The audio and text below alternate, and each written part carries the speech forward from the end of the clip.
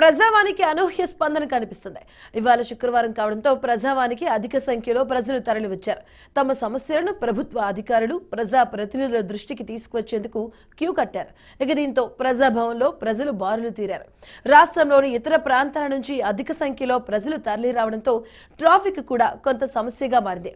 మధ్యాహ్నం 1 గంట వరకు మాత్రమే ఈ ప్రజావాణి కార్యక్రమం కొనసాగుతూ ఉండడంతో వినతి పత్రాలు అందించి అధికారుల నుంచి హామీ పొందాలి అని ప్రజలు భావించి ఇక్కడికి వస్తూ ఉన్నారు. దీంతో అక్కడ రద్దీ కూడా పెరిగింది. పోలీసులకు కూడా ప్రజావాణి కోసం వచ్చిన వారిని నియంత్రించేందుకు కష్టతరంగా మారింది.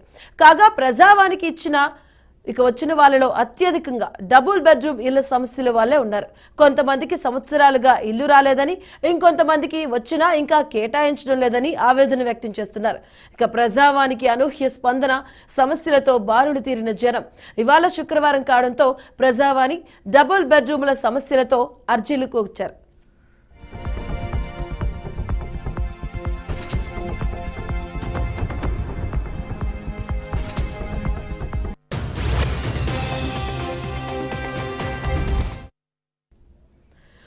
ప్రజావానికి అయితే అనూహ్య స్పందన లభిస్తుంది. అలాగే చుట్టుపక్కల ప్రాంతాల నుంచి కూడా ప్రజలైతే బారులు తీరాలు. తమ సమస్యలను అధికారుల ముందు మొరపెట్టుకోవాలనుకుంటున్న వారు ఇతర ప్రాంతాల నుంచి కూడా వచ్చి ప్రజావాణి కార్యక్రమాన్ని అయితే బారులు తీరిన పరిస్థితి కనిపిస్తుంది. దీనిపై మరింత సమాచారం మా కరెస్పాండెంట్ క్రాంతి లైవ్ ద్వారా అందిస్తారు. ఓటు క్రాంతి.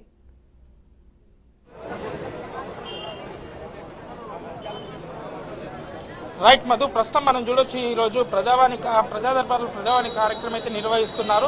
అయితే మనం కొంతకాలం నుంచి చూసుకున్నట్లయితే, అంటే డిసెంబర్ 9 తర్వాత ఎప్పుడైతే కొత్త ప్రభుత్వం కాంగ్రెస్ ప్రభుత్వం వచ్చాక ఈ ప్రజా దర్బార్లో ప్రజావాణి కార్యక్రమం అయితే నిర్వహిస్తున్న సందర్భంగా దాదాపుగా మనం ఇప్పటి వరకు చూసుకున్నట్లయితే పెన్షన్స్ కావచ్చు, లేదు అని అంటే భూ కబ్జాదారులు, అంటే గత ప్రభుత్వం ఏదైతే బీఆర్ఎస్ నాయకులు, ఎమ్మెల్యేలు ఏదైతే వీళ్ళు 9.5 సంవత్సరాల కొన్ని జిల్లాల వారీగా చూసుకున్నట్లయితే అక్కడ భూ కబ్జాలు చేసినట్టు, ఎందుకంటే ఎక్కువ శాతం ఇలాంటి విన్నపి పత్రాలు కావచ్చు, అంటే కంప్లైంట్లు కావచ్చు, ఇలాంటి ఎంతో మంది అధికారుల దగ్గరికి వెళ్ళినా కూడా అంటే ఈ భూ కబ్జాదారులు, ఎందుకంటే వీళ్ళ అంటే బడాబాబుల నాయకుల హాయంలోనే మాత్రం భూ కబ్జా చేసినట్టు మాత్రం స్పష్టంగా అర్థమవుతుంది. మనం గత కొంత కాలంగా అంటే దాదాపుగా ఈ 4 వారాల నుంచి చూసుకున్నా కూడా ఈ ప్రజా దర్బార్లో బీఆర్కే న్యూస్ మన కవర్ చేసిన వార్తలలో దాదాపుగా 70% పైగా మాత్రం ఖచ్చితంగా భూ కబ్జాదారులే మాత్రం ఎక్కువగా చూసాము. దాదాపుగా మనం గత వారంలో చూసుకున్నట్లయితే ఇటు ఖైరతాబాద్ ఎమ్మెల్యే దానం నాగేందర్ కావచ్చు, అటు మంచిర్యాల ఎమ్మెల్యే ప్రేమ్ సాగర్ అనుకుంటూ, లేదు అని అంటే మొన్న నల్గొండ కావచ్చు. అయితే ఇలానే ఈసారి కూడా కొంతమంది అయితే నల్గొండ జిల్లా నుంచి కొంతమంది మనతో ఉన్నారు. అయితే వాళ్ళది కూడా కొంతమంది బీఆర్ఎస్ నాయకులు కబ్జా చేసినట్టు, ఎక్కడికి వెళ్ళినా కూడా న్యాయం జరగట్లేదు అనే విషయం అయితే మనతో మాట్లాడడానికి అయితే ఉన్నారు. అసలు ఏం జరిగింది అనేసి అడుగుదాము.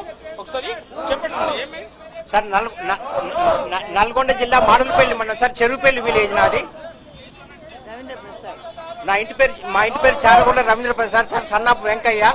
నాది ఇల్లు కబ్జా చేసుకుని సార్ 219 గజాలు బీఆర్ఎస్ వాళ్ళు కబ్జా చేసుకోండి సార్. దౌర్జన్యం చేసి కబ్జా చేసుకొని నా భార్యను కొట్టిరు, మా అన్నయ్య గారు కొట్టిరు, నన్ను కొట్టిరు. అక్కడ ఇల్లు లేకుండా మొత్తం ఆక్రమించుకొని ఇల్లు కట్టుకోరు సార్. ఎస్పీ కాడికి పోయినా, డిఎస్పీ కాడికి పోయినా, కలెక్టర్ కాడికి పోయినా, ఎండీ ఆఫీస్ కాడికి పోయినా, ఎంపీ ఆఫీస్, ఎంఆర్ఓ ఆఫీస్ కాడికి పోయినా, కార్యదర్శి కాడిపోయినా కార్యదర్శి కాడిపోతున్నాము, ఎండిఓ కాడిపోయి ఎండిఓ కాడిపోతున్నాము, ఎంపీడీఓ కాడిపోయి ఎంపీడీఓ కాడిపోతే జిల్లాధికారి కాడిపోయి జిల్లాధికారి కాడ కూడా ఇచ్చేసింది సార్. నేను ఎస్పీకి, డిఎస్పీకి, నల్గొండ సిఐ, మిర్యాలగూడ సిఐ గారికి కూడా ఇచ్చింది సార్. నేను ఎక్కడ స్పందన లేదు. మాకు ఎవరు దిక్కులేదు సార్. నాకు ఒక్కతే బిడ్డ, ఆ బిడ్డకు హైదరాబాద్ లో ఉంటాం సార్. నేను దాన్ని కబ్జా చేసుకొని కట్టుకురుదా ఇల్లు ఏం లేకుండా.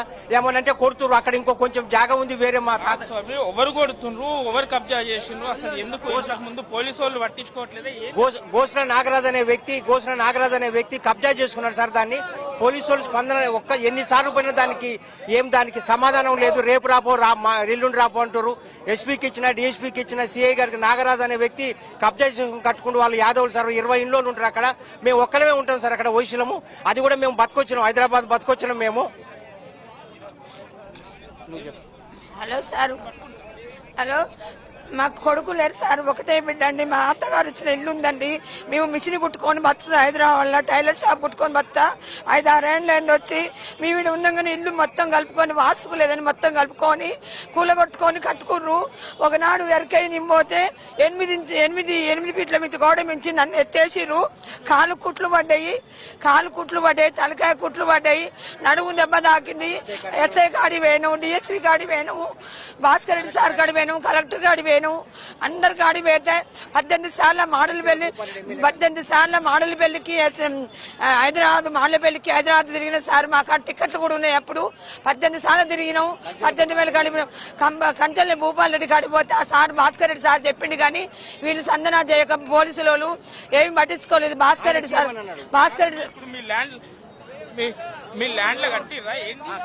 ల్యాండ్ మొత్తం కలుపుకొని కట్టుకుంటు సార్. మాది మాకేం లేదు సార్, రూమ్ లేదు, ఇల్లు లేదు. ఇప్పుడు ఏం లేకుండా ఉన్నాం, బజార్లో పడ్డాం సారు. ఇల్లు మొత్తం కట్టుకోరు. భాస్కర్ రెడ్డి సార్ కాడికి పోతున్నాడు కదా, వాళ్ళు కంచాల భూపాల్ రెడ్డి కాడికి పోయిన ఎమ్మెల్యే కాడికి పోతే వాళ్ళకే రాదమ్మా అన్నాడు. అంటే మేము సార్ మాకు ఇల్లు లేదు, వెళ్ళిపోమన్నాడు. వెళ్ళిపోమంటే సప్పుడు కాడి వచ్చి పోలీసులు తిరిగితే పోలీసులు కూడా ఎవరు పట్టించుకోలేదు సార్ మమ్మల్ని. ఒకనాడు మాత్రం 4 నెలలు ఎస్ఐ భాస్కర్ రావు మా కళ్ళుండు, కానీ భాస్కర్ రావుకు 50,000 తీసుకోలే. వాళ్ళు ఏమి ఇచ్చినా కానీ మా అదలో సారు, నేను 50,000 టేబుల్ మీద పెట్టి తీసుకోకుండా మా కళ్ళ లేడు సార్. ఎస్ఐ గారు మారిపోయిండు, మమ్మల్ని అయితే పడుచుకుంటారు. మేము మందు పోసుకొని తెస్తామంటే బయట పోయి సామని అంటారు సారు. సరే, మనం చూడొచ్చు ఎన్నిసార్లు కూడా ఎక్కడ ఏ అధికారుల దగ్గర కూడా వెళ్ళినా కూడా పరిష్కారం అయితే రాలేదు. ఈసారన్న కొత్త ప్రభుత్వం దగ్గర అయినా వీళ్ళు విన్నపి పత్రాన్ని అయితే ఇచ్చేసి వచ్చారు. వీళ్ళకు కొన్ని మెసేజ్లు వస్తాయనేసి అని కూడా చెప్పారంట.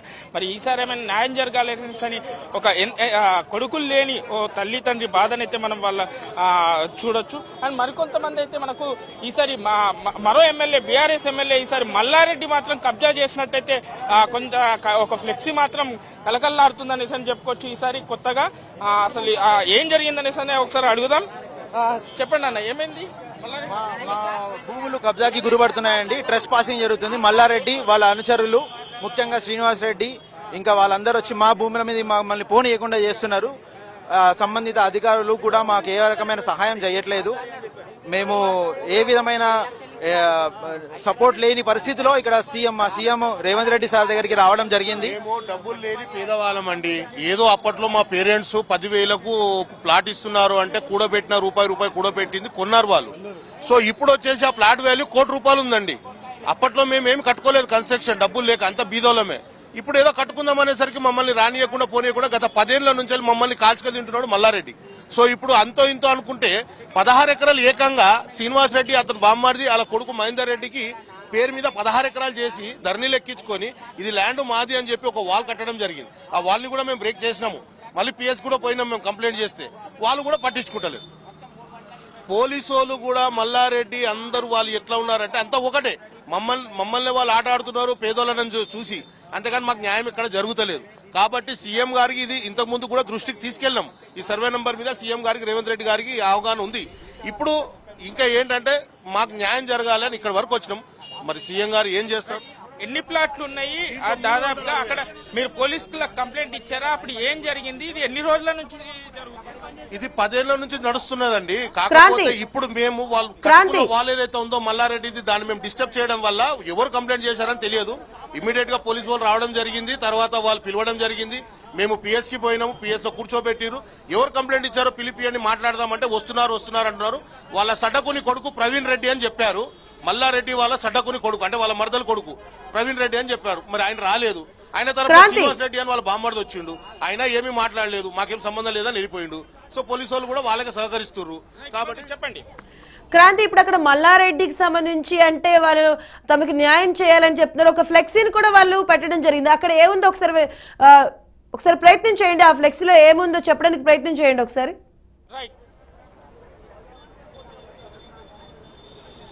రైట్, ఇక్కడ చూడొచ్చు మనం ప్రస్తుతానికి మల్లారెడ్డి కబ్జాల బాధితులు మేడ్చల్ మల్కాజ్గిరి జిల్లా సర్వే నంబర్లు కూడా ఇచ్చారు. 648/1, 650 మరియు 650/2 శ్రీ మల్లికార్జున నగర్ వెల్ఫేర్ మరియు డెవలప్మెంట్ సొసైటీ అనేసి అని చూడొచ్చు. మనం అక్కడ ఉన్న పరిస్థితి ఓపెన్ ల్యాండ్ అయితే ఉంది. ఏదైతే దాదాపుగా ఈ ల్యాండ్ ఎన్ని ఎకరాలు? 23 ఎకరాల ల్యాండ్ అంట దాదాపుగా. దాంతో పాటు కొండపోచమ్మపల్లి విలేజ్ మేడ్చల్ జిల్లా అనే మల్కాజ్గిరి జిల్లా అని చెప్తున్నారు. అటు మనం ఇంకో వైపు కూడా చూడొచ్చు, మనకు మీ సేవ డాక్యుమెంట్స్ కావచ్చు, ప్రతి ఒక్క రిజిస్ట్రేషన్ డాక్యుమెంట్స్ కూడా కావచ్చు, ప్రతి ఒక్క ఫ్లెక్సీ మాత్రం ప్రతి డాక్యుమెంట్ ని, దాంతో పాటు ప్లాట్ల వివరాల కొద్ది కూడా ప్లాట్లు ఏదైతే ఏ విభాగాల్లో ఎన్ని దానికి రోడ్స్ కావచ్చు, మొత్తం మున్సిపల్ వాళ్ళు ఇచ్చిన గ్రామ పంచాయతీ లేఅవుట్ ని కూడా వాళ్ళు మొత్తం టోటల్ ఫ్లెక్సీ మాత్రం బాధ్యులు పట్టుకుంటున్నారు. చూడొచ్చు. ప్రస్తుతానికి ఈసీలో కూడా వీళ్ళ పేరే అనేసి ఉందనేసి అంటున్నారు. చెప్పండి స్వామి. స్వామి ఈయన చాలా ఘోరంగా చేస్తున్నాడు మాకు. మల్లారెడ్డి చామకల్లో మల్లారెడ్డి అయినా ఘోరంగా చేస్తున్నాడు. 1989 డాక్యుమెంట్స్ ఉన్నాయి మావి. ఫేక్ డాక్యుమెంట్ 2020లో తయారు చేసినాడు. ఏం బాగా తయారు చేసిన ఈ భూమి మాదే, ఎట్లయితే నీదంటే మా డాక్యుమెంట్స్ చూపిమంటే మా డాక్యుమెంట్స్ చూపిస్తాం. ఆయన ఫేక్ డాక్యుమెంట్ తయారు చేసిన వాళ్ళ బొమ్మడిది సొంతం అంటున్నాడు. సొంతం బొమ్మడిది శ్రీనివాస్ రెడ్డి. ఈయన పాలమ్మినా పూలమ్మినా 500 ఎకరాలు ఉన్నాయి, నాకేం కబ్జా అవసరం లేదు అని చెప్పుకునే ఈ మల్లారెడ్డి మాత్రం ఇంత పాలమ్మి పూలమ్మి పైకి వచ్చినట్టు మొత్తం బట్టేబాజీ గాడు ఉన్నాడు. 1 నంబర్ బట్టేబాజ్ మల్లారెడ్డి. ఆయన పాలమ్మలేడు, మొత్తం బట్టేబాజతనం చేసి ఇట్లా సంపాదిస్తున్నాడు.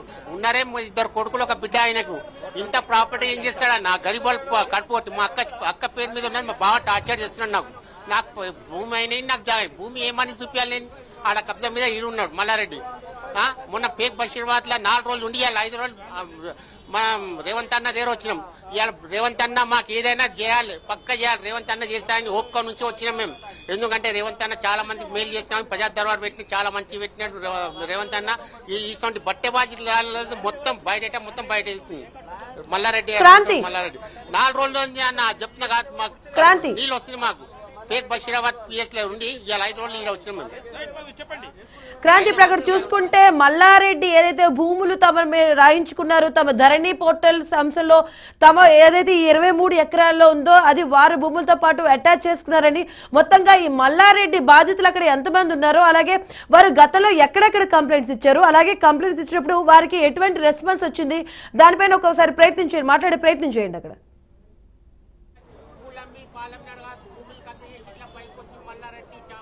రైట్.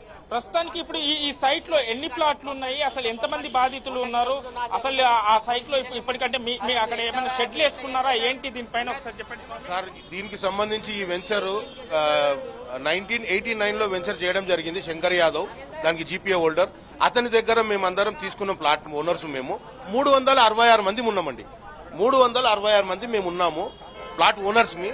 దాంట్లో అప్పట్లో భయభ్రాంతులకు గురి చేసి ఈ మల్లారెడ్డి వ్యక్తులు గాని ఇంకెవరైనా గానీ అనుచరులు అప్పటి నుంచే ప్లాట్లన్నీ పోతున్నాయి, మీ ప్లాట్లు ఎవరికైనా అమ్ముకొని ఎంతో ఇస్తారు అంటే అప్పట్లో 40-50 వేలకు ఇచ్చుకున్న వాళ్ళు ఉన్నారండి. దాదాపు 260 నుంచి 270 ప్లాట్లు వాళ్ళ దగ్గర ఉన్నాయి డాక్యుమెంట్లు. ఇంకా మిగతా 110 ప్లాట్లు మేము ఉన్నామండి. మమ్మల్ని భయపెడితే మేము భయపడలేదు, ఆ రోజు ఇవ్వలేదు మేము డాక్యుమెంట్స్. ఇప్పుడు మేము అదే కాపాడుకుంటూ వచ్చాము. అక్కడ కన్స్ట్రక్షన్ చేయడానికి వెళ్తే మేము ఏదో రూపాయి దాచుకొని 10,000 పెట్టి గోడ కడదామని పోతే రాత్రి కట్టేసరికల్లా పొద్దున వరకల్లా వాళ్ళు ఇరగొట్టేస్తున్నారు. అంటే మేము ఏదైనా ఇన్వెస్ట్మెంట్ చేసి పెడితే కూడా నైట్ లో అక్కడ ఉండట్లేం కాబట్టి మేము రాత్రి వచ్చి పొద్దుగాల మళ్ళీ వెళ్ళి చూసుకునే వరకు సైడ్ మీద. పోలీస్ వ్యవస్థకు కంప్లైంట్ ఇచ్చినా కూడా పోలీసులు ఏం చేస్తున్నారు? పోలీసు వాళ్ళు ఏం పట్టించుకుంటలేరండి. మీరు ఏదైనా ఇష్యూ ఉంటే మీరు మాకు చెప్పండి అంటే, లేదు మీకు కంప్లైంట్ వచ్చింది, మీరు వాలెట్లో డిస్ప్యూట్ చేస్తారు, మీరు అక్కడ ఏం చేస్తున్నారు, మీరు ఇక్కడ ఏం చేయొద్దు, మీరు ఏదైనా ఉంటే కోర్టుకు వెళ్ళి చూసుకోండి. ఎందుకు సార్ కోర్టుకు వెళ్ళాలి? ఆల్రెడీ మేము వెళ్ళినాం, మా దగ్గర ఉంది సెల్డెడ్ కాపీ మాది, మీరు చూడండి అంటే, లేదు మాకు అవన్నీ తెలియదు సార్ చెప్పి. అంటే అప్పుడు పదవిలో ఉండే మల్లారెడ్డి కాబట్టి ఆయన మాటలు విని ఆయనకు అనుకూలంగా చేసిర్రు. ఇప్పటికి కూడా వాళ్ళ అనుచరులే వాళ్ళు కూడా, పోలీసు వాళ్ళు కూడా. గవర్నమెంట్ చేంజ్ అయింది అంతేకాని మనుషులు చేంజ్ కాలేదు. కాబట్టి మనుషులను చేంజ్ చేయాలి. ఆ డిపార్ట్మెంట్ లో ఎవరైతే ఉన్నారో వాళ్ళ మాటలే వింటున్నారో వాళ్ళ సైడే ఉంటున్నారు, కానీ మా దిక్కు ఎవరు మాట్లాడడం లేదు. గతంలో కూడా కొన్ని పోలీస్ స్టేషన్లో మల్లారెడ్డి గురించి కబ్జా గురించి మాత్రం మనం చూడొచ్చు. మల్లారెడ్డి గురించి అయితే పోలీస్ స్టేషన్ లో కబ్జా ఇచ్చారు. మరి అప్పుడు కూడా నేను కబ్జా చేయలేదు అనుకుంటా. మల్లారెడ్డి కూడా సోషల్ మీడియాలో మాత్రం ఒక వీడియో వైరల్ అయింది కదా. అవును సార్, అయింది. మొన్నటి సంగతి అంటున్నాను. 4 రోజుల నుంచి ఆడ మేము పోలీస్ స్టేషన్ నుండి 5 రోజులు ఇవాళ రేవంత్ అన్న దర్బార్లో వచ్చినాం. ఎందుకంటే ఆయన మేలు చేస్తాడు, మాకు 101% మేలు చేస్తాడని వచ్చినాం. 4 రోజుల నుంచి కళ్ళ నువ్వు తీపిస్తున్నాం. మా బావ మాకు టార్చర్ చేస్తున్నాడు. మా భూమి మాకి పైసలని ఏ నుంచి తెచ్చేయాలి? మా బావ మా ఇంట్లో మా అక్క కూర్చుంది. ఓర్ జిమ్మేదార్ మల్లారెడ్డి గారు జిమ్మేదార్. ఆ బట్టెబాజ్ గారు మల్లారెడ్డి అండ్ బొమ్మడి శ్రీనివాస్ రెడ్డి ఇంకా బాన్సర్స్ ని పెట్టి చాలా టార్చర్ అంటే చాలా టార్చర్ చేస్తున్నాను ఘోరంగా. ఎందుకంటే రేవంత్ అన్న మాకు మేలు చేస్తా అని రేవంత్ అన్న భరోసా మీద 101% భరోసా మీద వచ్చినాం మేము అంతే. రైట్ మధు చూడొచ్చు ప్రస్తుతానికి, ఎందుకంటే సేల్ డాక్యుమెంట్స్ కూడా వీళ్ళ దగ్గర మనం లైవ్ లో కూడా చూడొచ్చు ఇక్కడ ప్రస్తుతానికి. రైట్ మధు చెప్పండి. రైట్ మాట్లాడండి.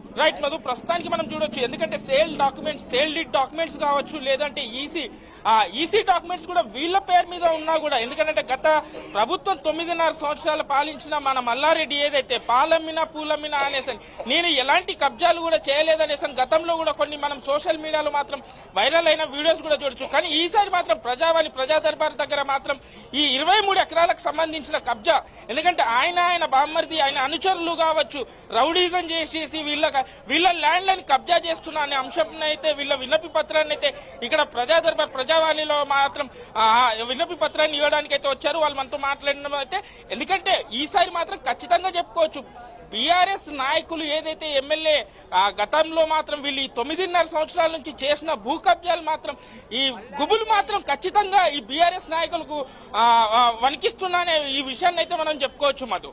Right, thank you Kranti.